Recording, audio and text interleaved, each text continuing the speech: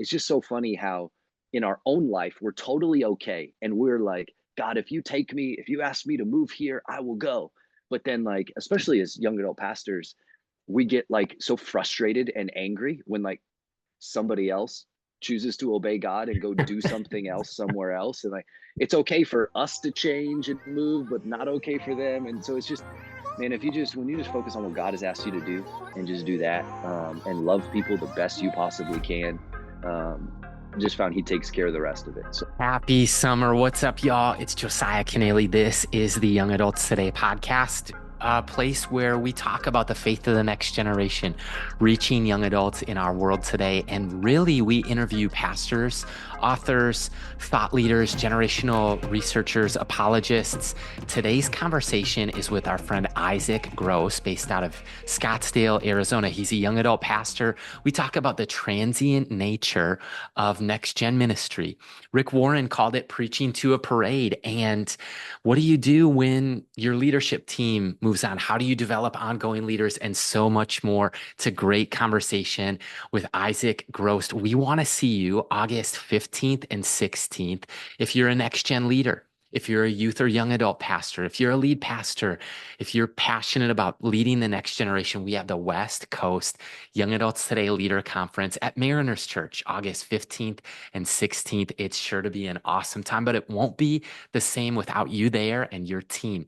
So make plans. We can't wait to be in Irvine, California later this August, already next month. And man, today's episode is presented by our sponsors at GFA World. They have a paid apprentice program for anyone taking a gap year and interested in God's global heart for missions, every nation and every generation. And stick around till the end of the episode. We'll give you some more resources and opportunities to connect. But thanks for subscribing, leaving us a review. A lot of the people who tune into this podcast, especially on YouTube, don't subscribe. So if you do us a favor, leave a comment, a review, and subscribe. That way, we can stay connected and you can join the community of young adults today. Here's for our conversation with Isaac Gross. Welcome to the Young Adults Today podcast. I'm Josiah Keneally. And I'm Micah Keneally. We are your hosts. We're joined today by our friend Isaac Gross. Man, welcome. thank you. Thank you. Excited to be here. Happy to be here. We're excited, and we're going to be talking about young adult ministry. Isaac is a friend of mine. We played baseball together at North Central University in college. Isaac was probably one of the best players on the team. Strong brothers in Christ. And dude, you've always fired me up, and so we get to share that fire with the listener. Isaac is the young adult pastor at Pillar Church, leading 7 young adult ministry in Arizona. But bro, share some of your story with us today. Yeah, yeah. Well, yeah, the baseball days were some of the best. I'll tell you that. And it was loved playing baseball with you, Josiah, and it was a fun time. The few years we got to do it, thinking that we were a lot more athletic than we than we really were. But yeah, my story. Well, I mean, my story obviously right now. Been married, going on. It'll be 10 years this July. So that's exciting. We've got 2 kids, a 2-year-old and a 5-year-old, 5.5-year-old, and got another baby boy on the way, coming later this year. So that's kind of what my life looks like right now. But I grew up in ministry my whole life. Grew up around church. It's really much of all I've ever known is either church or baseball. That was all I really knew. And I'm a 4th generation pastor in my family, but grew up around church my whole life. And but around high school before college, kind of came to a point where really had to make that decision of am I going to continue in ministry? Am I going to really take the faith that has been modeled to me, given to me, and that I have begun to walk in myself, and make it really the pursuit of the rest of my life? And I thought everybody. So I'm the oldest of 5 in my family, firstborn son, 4th generation, like I said. So I felt like there was a lot of expectation on me to do ministry and to lead in ministry, and so I ran from it for a little bit. Um, and what I found is that oftentimes God shows you the door that He wants you to walk through by shutting every single other door that you attempt to walk through. So I tried to go into the military. I tried to go into marketing.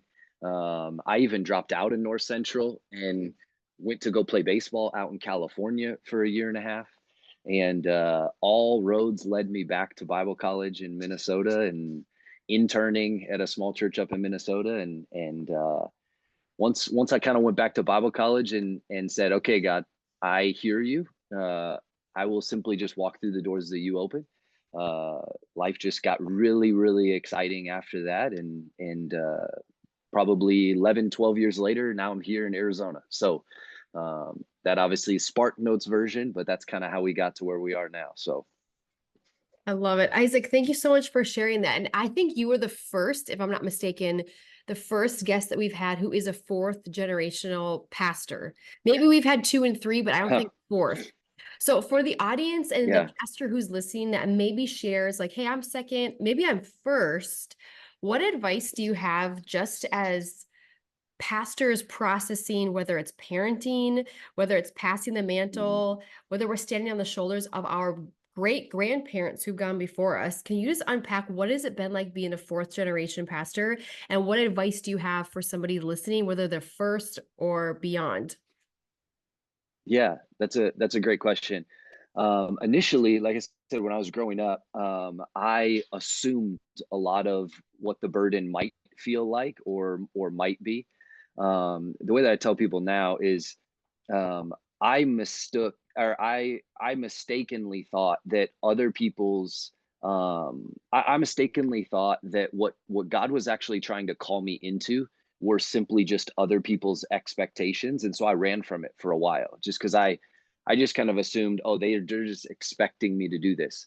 But in reality, they were noticing something in me and calling it out, and I just wasn't aware of it or hadn't seen it yet in my own life. So I think for those that are really first starting out, I think it's such a gift and a privilege to be able to start a legacy in a family.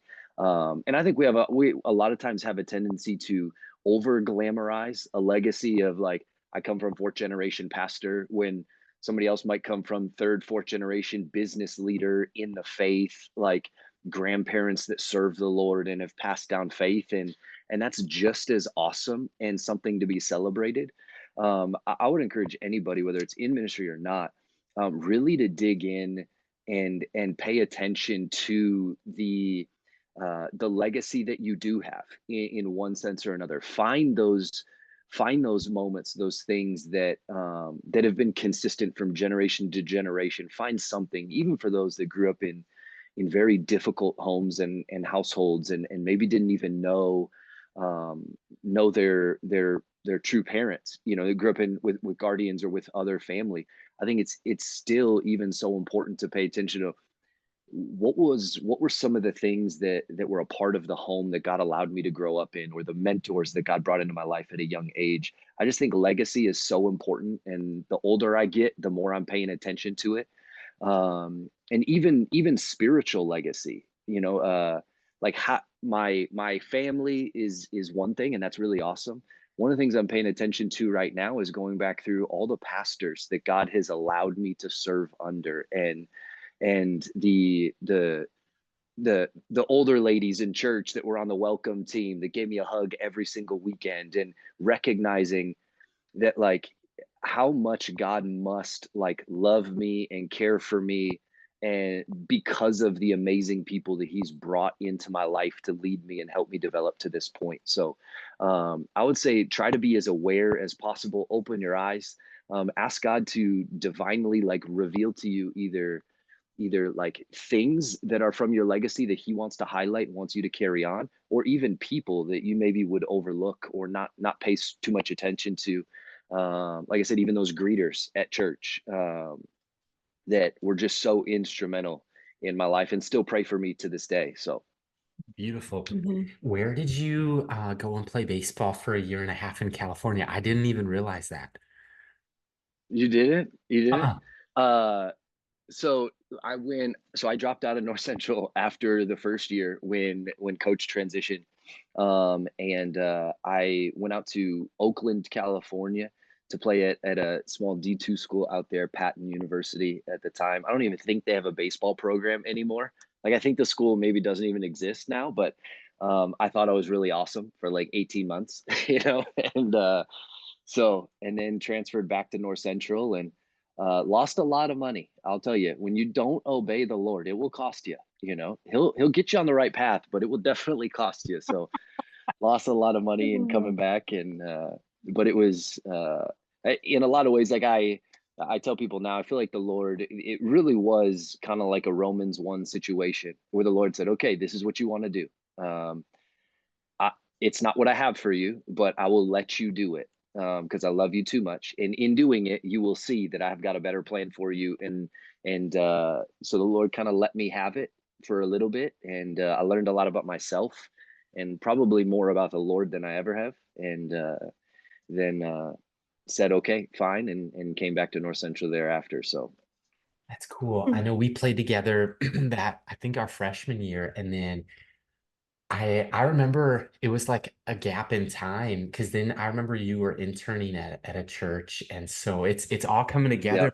I commuted, so I lived at my parents' home, so yeah, baseball was one of the ways that I was connected to people, but as far as like that gap yeah, in time, I wasn't like living on campus always or things like yeah. that. So that kind of makes sense why I didn't see you for a bit and then I did I again. missed it. Yeah. Yeah, But but you knew everybody. You were the one that knew everybody and loved everybody and said hey to everybody. So you had plenty of people to go around and to connect with, and so it's not a big deal at all. So that's fun. He's still that person, so don't let him fool you. If you think he's changed, right, right, this is probably expanded to even more right. people now. Yeah, love it. Oh. I mean, talk about this. You're leading at Seven Young Adults, Pillar Church in Arizona. Take us there. What does ministry look like these days? Yeah. So I have the privilege of leading Seven, which is our young adult ministry. The kind of age demographic is 19 to 30 Yep. ish, you know. And so that post college deal, we're 45 minutes, 40. Well, I'll give it 30 to 45 minutes from the nearest like public university, like ASU, Hmm. GCU, Grand Hmm. Canyon University is about 40 minutes away. So we got a decent ways, and it's a true, like, it's like a country 40 minutes. It's like an actual true, 30 plus miles, 40 miles away. So it's a true even interstate 40 minutes. But we have to work really hard to get to really connect with the college demographic. We see our core of our young adults are primarily young professionals. For sure. Just where we're located in Scottsdale, near the business private airport, brings a lot of young professionals. Scottsdale years ago was considered so our church is in Scottsdale, like proper, like North Scottsdale area, and years ago was considered retirement town. But then everybody realized how awesome it was. And then if I don't have to maybe, I mean, I'm sure you love the snow, but if I don't have to put up with the snow all the time, I don't have to. There is somewhere that I can go. So a lot of people, a lot of young families moved out here We're and planning our brought escape their, right now. We're for 2025 right. January, we're planning our escape to come be in Arizona for a bit. I'm So telling you, hey, it is. If you want a glimpse of what paradise might be like, you know, come to Arizona, come to Phoenix, Scottsdale area. But yeah, we get a lot of Scottsdale's become very young. It's a very transient area. mhm. We don't have a ton of people, especially young adults, that are here for very long. Either they're here for college or they move here to start a life, start a business, start a career, and then that business might take them somewhere else.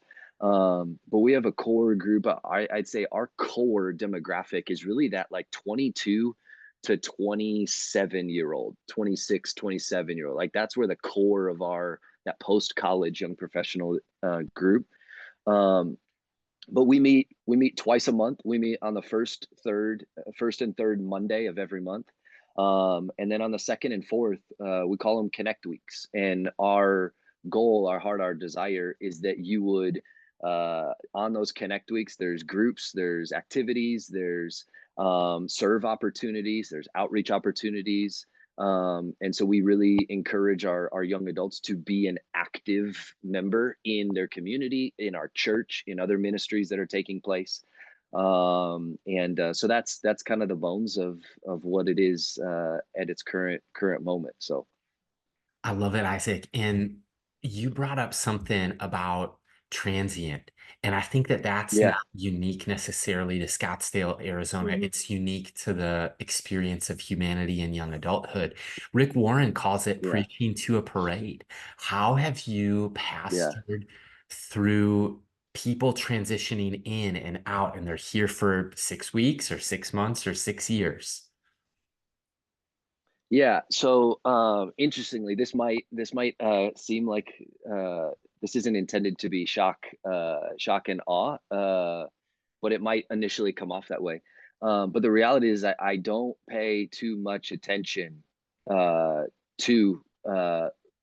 I mean this in the best. Don't pay too much attention to who's there all the time. In other words, we simply are focused on what has God asked us to do in our community, and whoever's here, that's what we're gonna give them whatever God has asked us to do. And so obviously we're you know paying attention to when people leave, and if we haven't seen you in a couple weeks and we reach out, we got a team of people that are following up and all of that.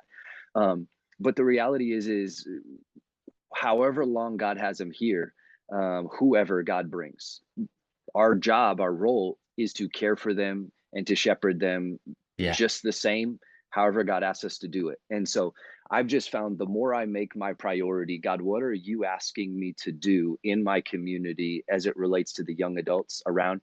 And however long you have them here, that's on you. If it's 6 months, if it's 6 years, I'm going to just do what are you asking me to do, Mhm. and just unapologetically do that and love people as much as you can while they're here. People come and go. And what's weird is that, like, if I was telling a young adult this the other day because they had a friend that just like kind of disappeared in a way and just moved and didn't really tell anybody, and yet they're looking for a new career opportunity, and it might move them somewhere else. And it's just so funny how in our own life we're totally okay, and we're like, God, if you take me, if you ask me to move here, I will go.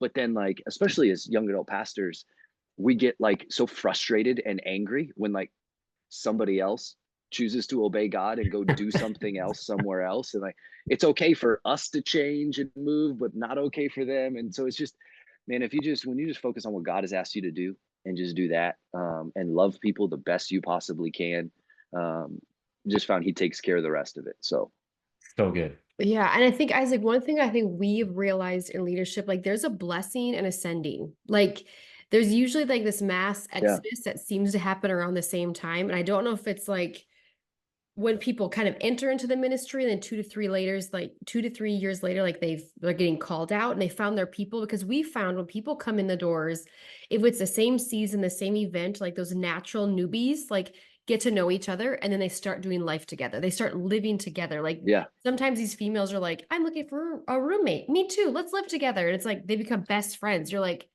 whoa, like if it was only that easy for everybody. So when it comes to right, just like that with that transient life stage, it's not even a lifestyle, it's a life stage. I feel like majority right. of us have experienced, Totally. even as leaders. And so that 12 years is crucial. But how do you get to develop the leaders, your teams, and volunteers around you when there is turnover, when there are people being blessed and sent and called out? But then there's people who are saying, like, hey, this is my forever.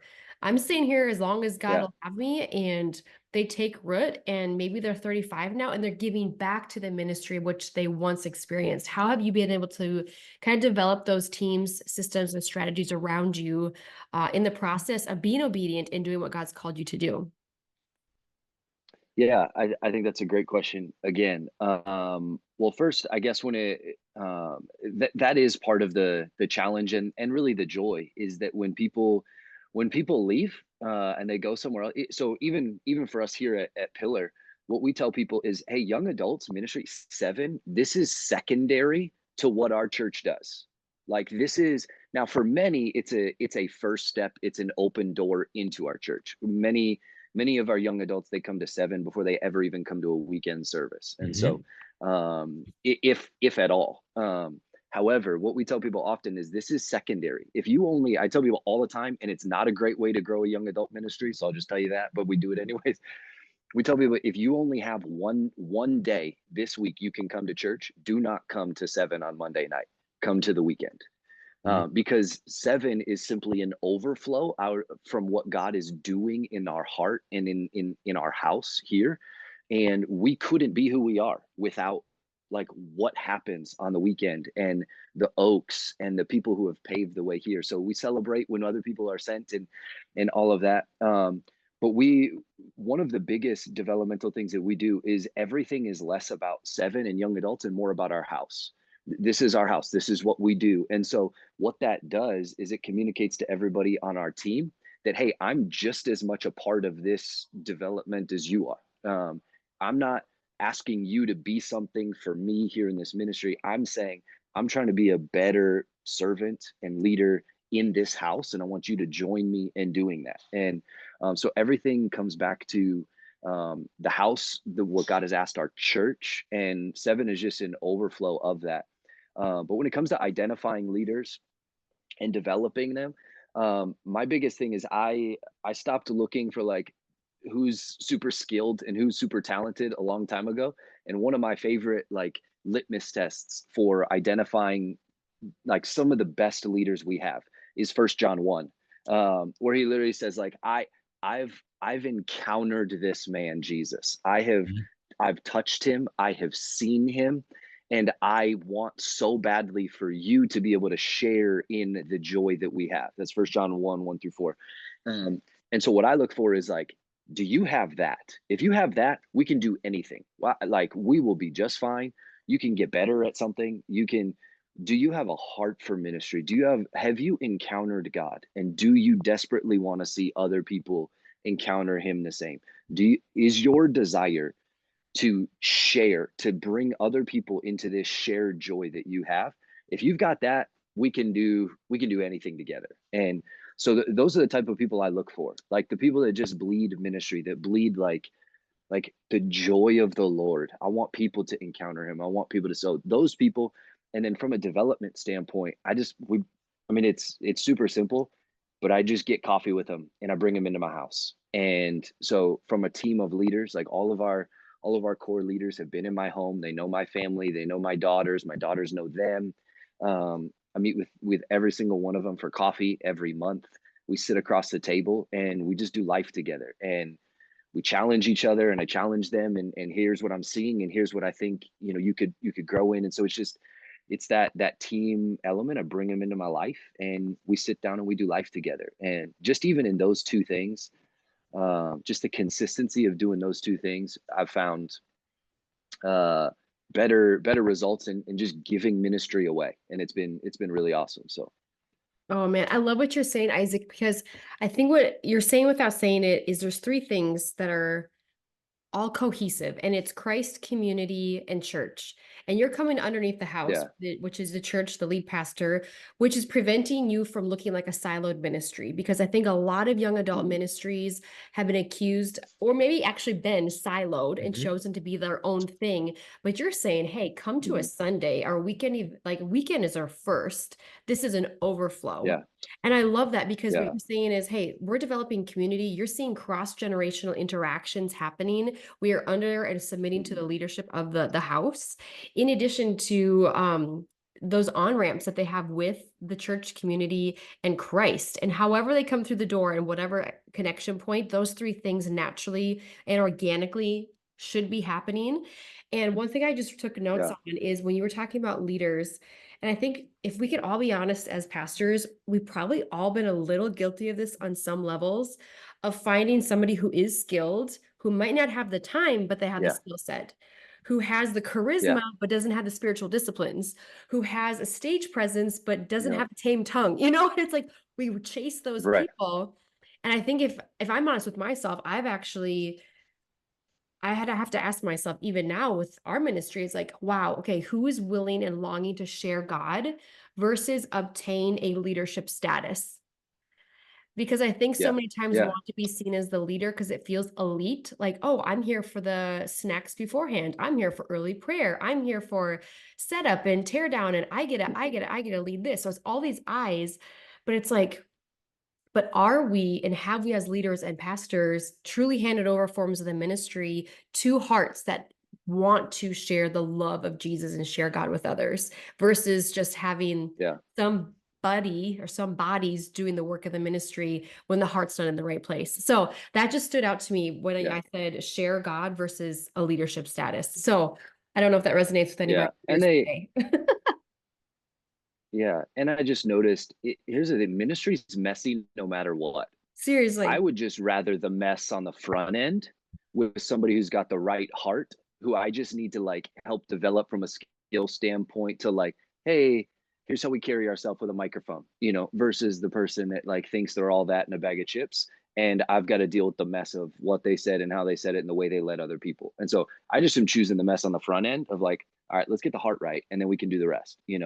On the development thing, one more thing just that I thought of too, like how we develop people is I went down this rabbit hole about a year and a half ago of like super trying to overdo it as it comes to like developing leaders. And like I started building out some big mentorship program, and before I knew it I was like, I am not a personal growth coach. Like this is not me. I can't do this. I can't.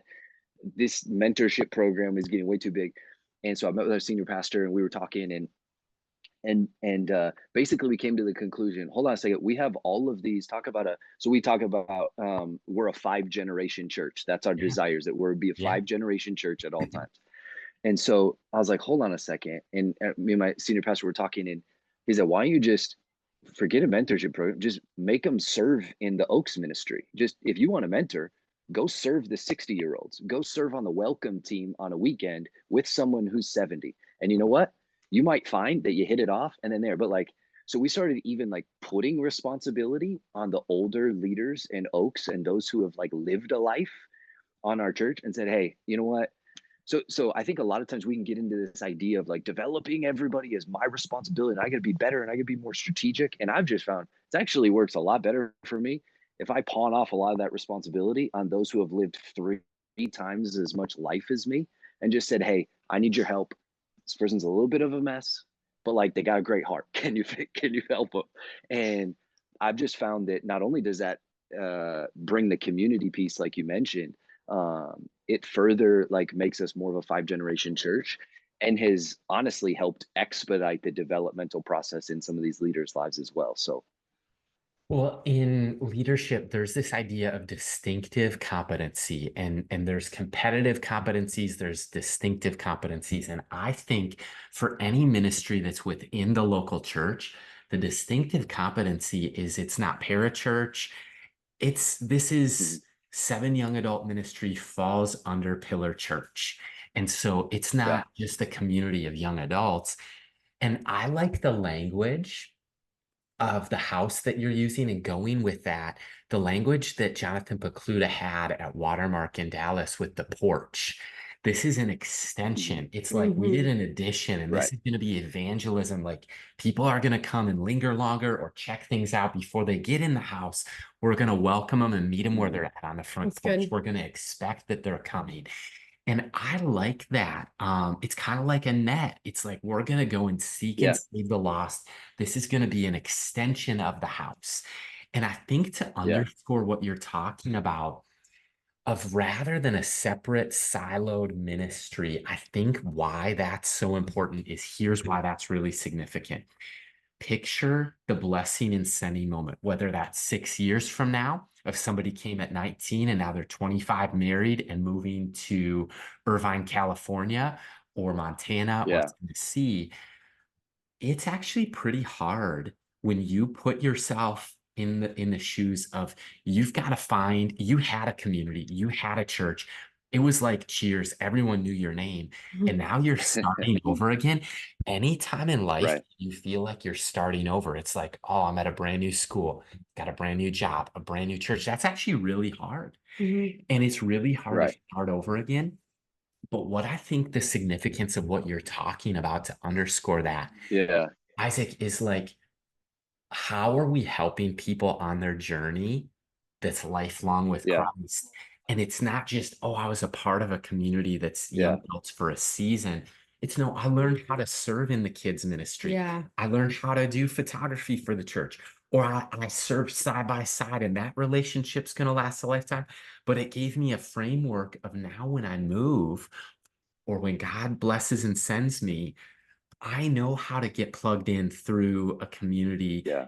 that's not all the same as me, but it's going to look like the Thanksgiving table. And so I think one of Right. the things, Micah, you helped me uncover touch points. Mm-hmm. Bring that concept of touch points in for a second. Yeah, well, when I was doing ministry back in North Dakota, touch points are any time we reach out to a young adult. So they would come, for example, on a Thursday night, which was a weekly event that we would host with worship and everything else, a full service for young adults, 18 to 30. A touch point would be we got to meet them if they're first time guest. Friday morning, I'd come to church and I would write out a postcard to them after I received their information at the welcome desk as a first time Love visitor. it.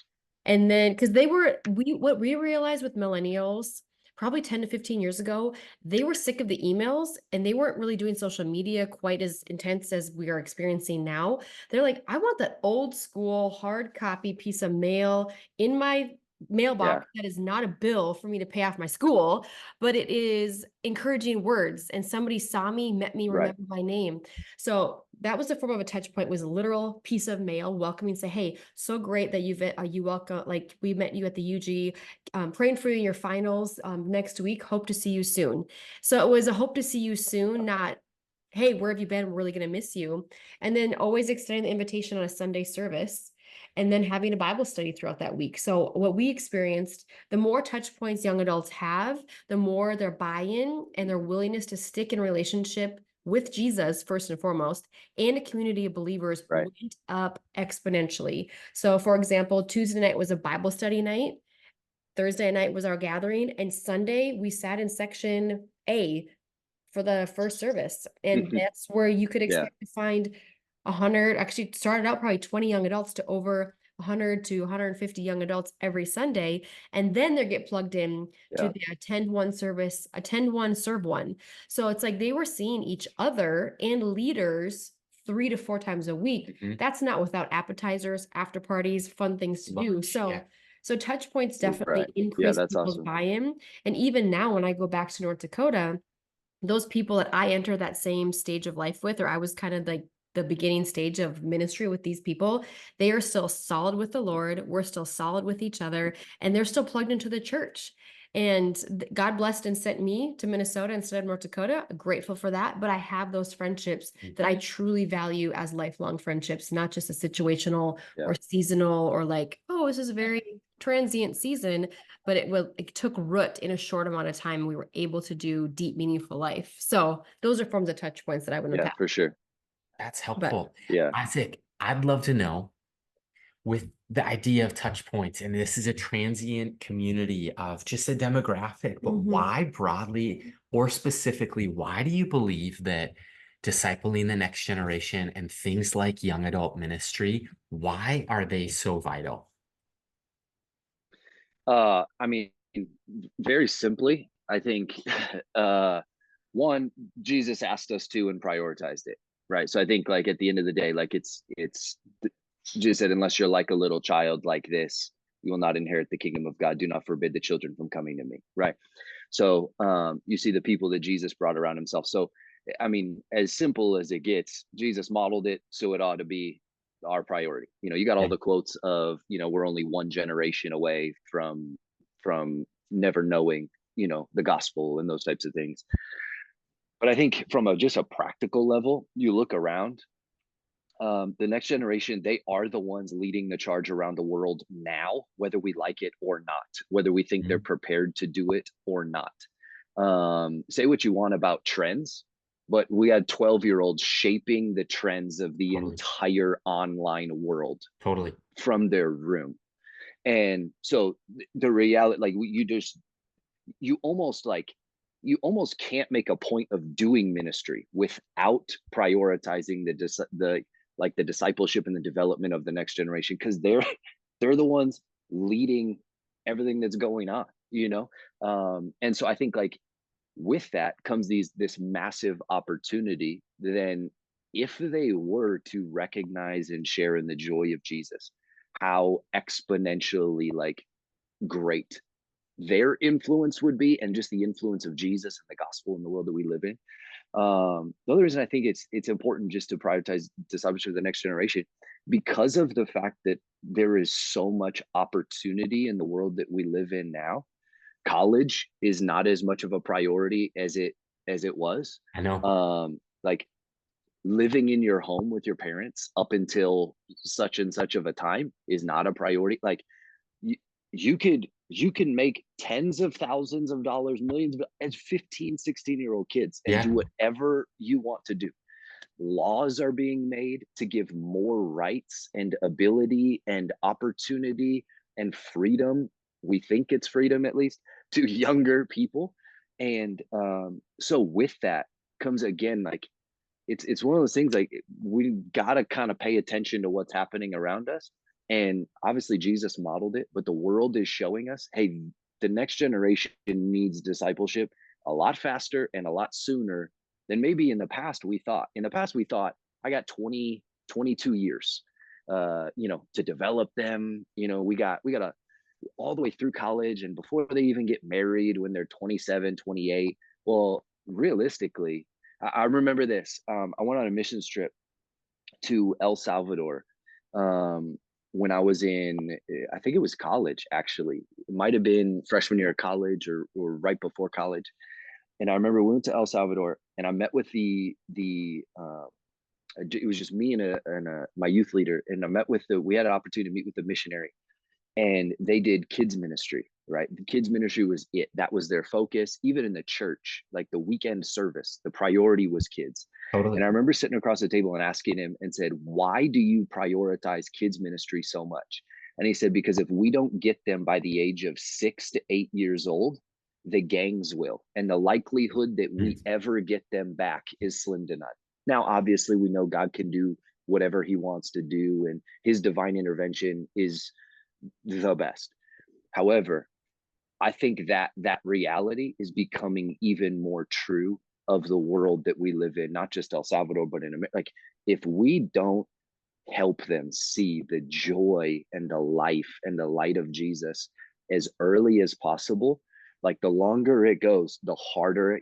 I mean, like the older you get, the more set in your ways you are, and the more you think you're right. You know, and so I just think the time frame, the opportunity that we don't have 20 years anymore. Mhm. Like we talked about transient nature. I've got two, maybe at best, 2, 3 years with some of these people, some of these young adults, some of these teenagers even coming in. So I think it's obviously scripture models it. I think the world is telling us in a lot of ways that they need it and they need it sooner.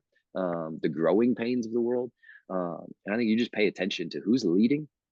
Again, I don't get on board with a lot of the trends that are out there right now, but the reality is that like 12-year-olds are shaping the world. 15-year-olds, 18-year-olds, 21-year-olds are literally shaping the view, the language of the world. And um, so all that shows is a massive opportunity though for the gospel if we were to help develop and disciple them. So hopefully that answers the question.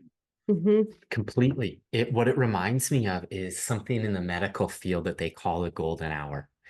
And after somebody has Hmm. a traumatic injury, it's like there is a 60-minute time frame that the likelihood of survival, of airlifting somebody, of getting them Mm. in an ambulance ride. This is why we pull over to the side of the road so an ambulance can scream by. There is a limited window of time called Yeah. the golden hour that the likelihood of survival it's exponential. And after that, like 60, 70-minute window, hey, there's life support. There are some Yeah. technologies and advancements, but statistically, the odds, the majority of data would say Mm. Yeah. after 60 minutes, man, it's just a little bit Yeah. hard to keep people alive once they've lost a certain amount of blood or after a traumatic injury. And I think our lives Hmm. spiritually are Mm. like that, and even brain development in the prefrontal cortex of when you study people's worldview, it becomes more and more defined,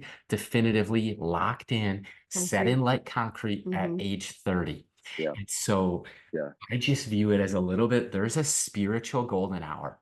Let the little children Mhm. come to Jesus, invest in the faith of the next generation. The time is now for such a time as this. I get fired up, Isaac. I really do. Yeah. Hey, are you Yeah. up for the 5 and 5, where we put 5 minutes on the clock? Speaking of time, Yeah. 5 minutes, rapid fire questions. You up for that? Yeah. Absolutely. Okay, this is going to be our golden 5 minutes instead of an hour. Okay, here we go. Yeah. Isaac, do you have a favorite book that you have read this year so far? I'm gonna be over Christian and say I've not read a single book other than the Bible this year. So I'm trying to read through the Bible 3 full times this year, cover to cover, in addition to any devotions, anything like that. So it's the only book that I have read and plan to read all year. So Okay, that's an answer. It That's good. shows. It shows, bro. I see God moving in our conversations. It shows. What about you've lived everywhere? California, Arizona, Georgia, yes. Minnesota. What's your go-to team that you're cheering for? Uh, well, I'll say baseball, like baseball's the San Francisco Giants, Golden State Warriors for basketball. Football is where things deviate, and it's the Pittsburgh Steelers. So Yeah, I like it. All right, question number 3. Here's the curveball in the terms of baseball. If you could ask Josiah and I any question under the sun, what would you want to know today? well, this question probably won't take a minute, but the question I thought of that I'm curious about personally, and I think listeners might be as well potentially, is I'm curious because I know your investment on the college campus. What is both something you're concerned about, that you're one thing maybe that you're seeing on the college campus, that you're noticing that's a concern for you, and then what's one like really cool opportunity or kind of on the other side of things that you're seeing in on the college campus? I mean, if I go first, I would just say one of the things that has been troubling is I've been just zeroing in on this idea that people had a phone call yesterday, and a friend told me that if God gave him the choice of here's truth or here's the ability to go discover truth, he would go on the journey. And I don't blame him. I think like we should ask questions. Wow. A tremendous amount of pressure is being put on younger people to discover their truth and to just Yeah. channel your truth, just preach your truth. You discover what's true for you. And I think it's to your point earlier about it sounds liberating, but it's Hmm. actually incredibly challenging and incredibly, Yeah. I think there's mental health challenges, anxiety, fear, depression, stress that comes on the burden of trying to uncover at age 18, 19, what is truth instead Hmm. of believing that Jesus is the way, the truth, the life. However, it does lead me to the point of optimism is I don't know if there's a more invigorating time to be alive than 2024. Maybe it's just Yeah. me that feels that, but history books That's you've lived that everything. way since college though. So I feel like He's been that's just consistent. you through and through. Oh, that's hilarious. But I mean, I hear you. I just think it's a unique moment in time. It's a Kairos moment. And when I'm on a college campus, Isaac, I go, oh my gosh, the potential here is palpable. You can sense it, you can smell it, you can taste it. And I think when we can connect the most cause-oriented generation, which is it went millennials, now it's even more Gen Z. They're predicting alpha will even be more cause driven. If we can connect them with the greatest cause, which is the Hmm. cause of Christ, watch out. Yeah. Yeah. That's awesome. Yeah, I think to piggyback a little bit off of Josiah's answer, I think for the college campus and even other pastors that we've talked to throughout the nation, their number one concern for even the believer on the college campus is that they don't know truth. So when they're hosting Bible studies in their home, they're not exegeting the Bible and the scripture properly. They're like, I think it means this, and I think it means that. So Right. the I think versus what is actual true are two very different things, because when we think something or insert Micah's story or Micah's opinion or Micah's experience, that doesn't make that the gospel. And I think that's what we've come Right. across, even a lot of young adult pastors, is like, hey, we're teaching truth in our house when they come here. But we found that when we're leading and equipping Bible study people to host in their own dorm rooms or their own homes, it's getting a little messy. So I think that biblical truth and context, like, can they be anchored in the word of God and understand, like the men of Issachar, can they understand the times of which we're living in, and what to do when they are a believer on the college campus, the influence they have, the ability to be on that field or on that volleyball court or that basketball court or on the football team or wherever they're at. It's just like, if you just stood up and used your voice for good because you do know truth, you Wow. do love Jesus, and your teammates Right. don't know it, that's the pressure they're trying to manage, is how much do I share my faith and how much do I live in the world and not let people know, but they have the answer of Jesus. So they're navigating some things Yeah. like, I don't know if I want everybody to know them a Christian because I can get canceled or I can get, bullied on my own team.